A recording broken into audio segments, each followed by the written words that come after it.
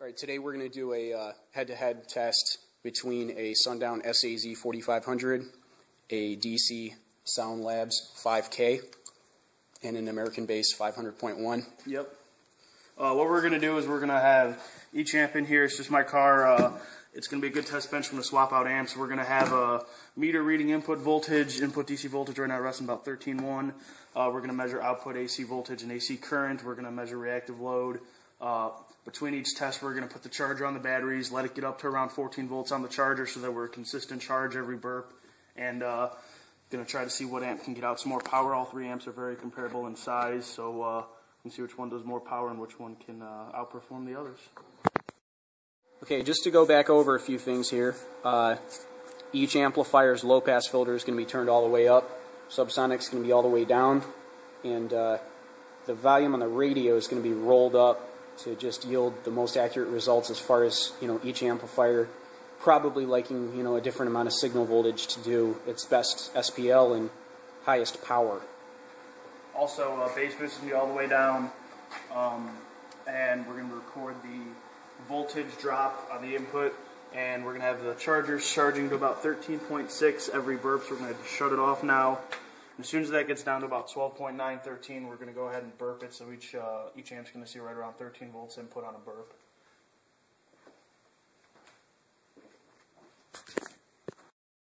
Okay, we're waiting for the voltage to hit 13 before we test here. So until it does, the one thing we forgot to mention here is the loudest frequency. It's going to be 32 hertz. 32 hertz. Alright, that looks good. We're going to go ahead and go burp here.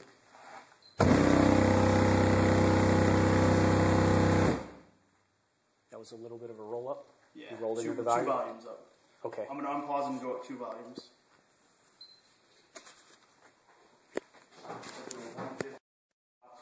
We've swapped amplifiers. This is going to be a power test, same nominal load, half ohm with the DC5K now. And same settings, low pass filter all the way up. Charger on to get it up to 13. Subsonic all the way down. Yeah, same configurations here. We just set the DC on top of it. We're going to do the same frequency. Get up to the same voltage here.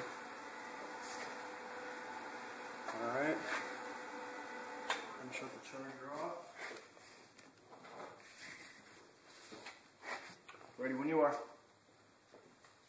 Go for it.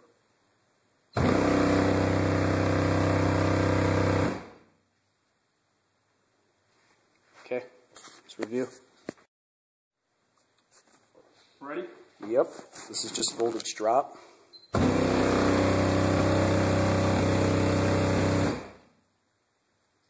the exact same number, 150. Okay. Got the 500.1 in here, all the same settings. Gain is right at 3 o'clock, a little above 3/4. We got low pass all the way up. Got bass boost all the way down. We have subsonic all the way down.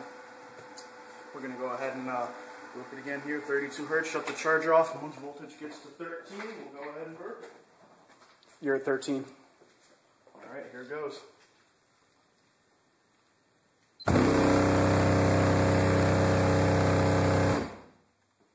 $149.8. Let's review. All right, here's our final test results for all 3 amplifiers. Volume for the SAZ4500 rolling up from 45. Peak frequency 32 hertz, 11.5 volts voltage drop. Power output of 5,602 watts, rising to exactly 1 ohm. SPL was a 150. DC5K, same roll up from 45 hertz, 32 hertz, same note. Voltage drop, a little bit less, 11.7 volts.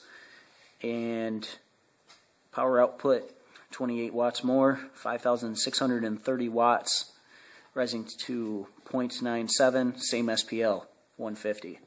American Bass 500.1, same roll up, 45 hertz, volume 45, 32 hertz, 11.8 voltage drop between the 4500 and the 5K.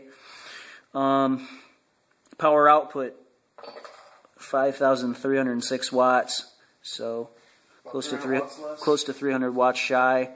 0.97 same reactive as the DC5K, and 0.2 less SPL 149.8. That concludes our test. Also, input for voltage before the burp was exactly 12.9 and 13 on every amplifier with charging in between. So this was starting at around 13 volts before every burp. 13, correct, dropping to that.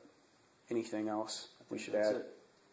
More amplifier test videos to come. So we can conclude from this test that out of all three of these amplifiers, they're all pretty evenly matched. The winner among the three for this test was the 5K, as you can see, but this test only holds relevance to this application for these amplifiers. Every amplifier has the ability to shine at a different final resistance after reactive load. So please keep that in mind. Do not draw any conclusions from just this test as far as these amplifiers go. This is just basically for our own knowledge to give us an idea.